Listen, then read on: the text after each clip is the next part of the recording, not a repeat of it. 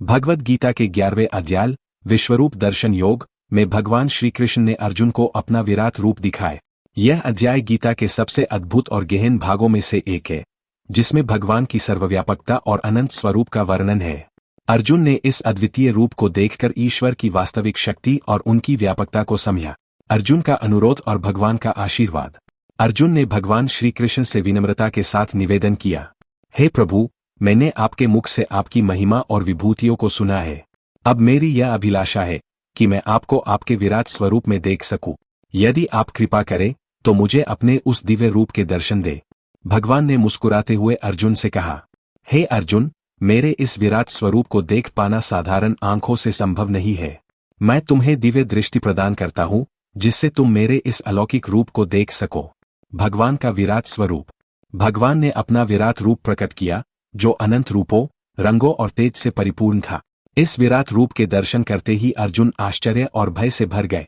भगवान के इस स्वरूप में असंख्य मुख, नेत्र और दिव्य आभा थी। यह स्वरूप अनंत आकाश तक फैला हुआ था और उसमें संपूर्ण ब्रह्मांड समाया हुआ था।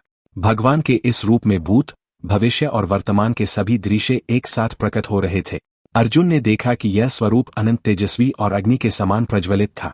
इसके प्रत्येक भाग से दिव्यता और शक्ति का संचार हो रहा था। अर्जुन की प्रतिक्रिया।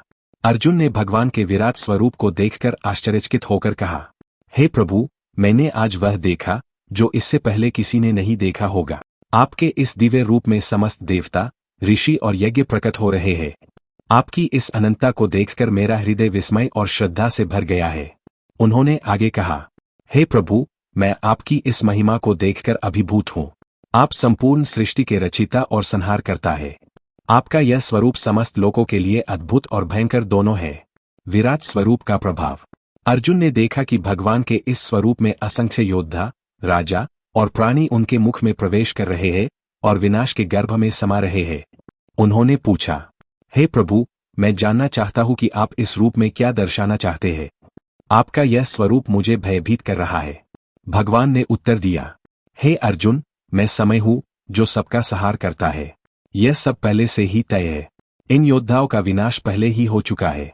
तुम केवल निमित्त बनकर अपना कर्तव्य पूरा करो। युद्ध लड़ना तुम्हारा धर्म है और तुम्हें केवल इस धर्म का पालन करना है। भगवान की भक्ति का महत्व। भगवान ने यह भी बताया कि उनका यह विराट स्वरूप केवल विशेष भक्तों को ही दिखाया जा सकता है।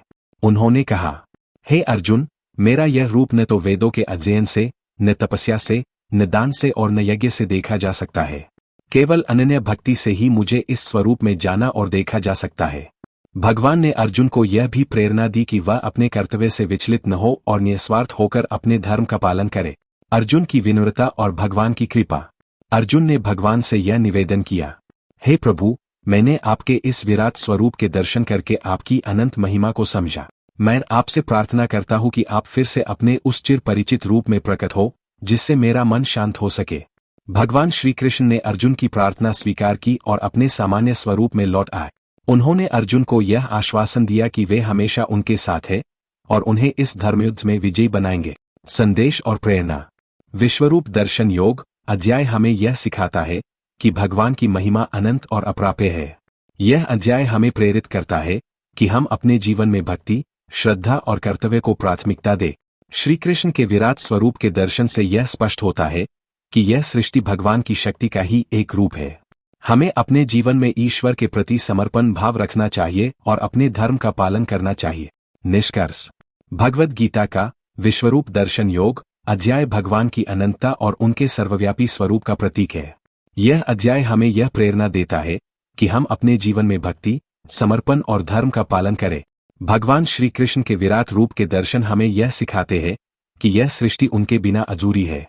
उनका यह स्वरूप हमें यह विश्वास दिलाता है कि वे हर जगह उपस्थित हैं और हमारे जीवन के हर पहलू में उनकी भूमिका महत्वपूर्ण है।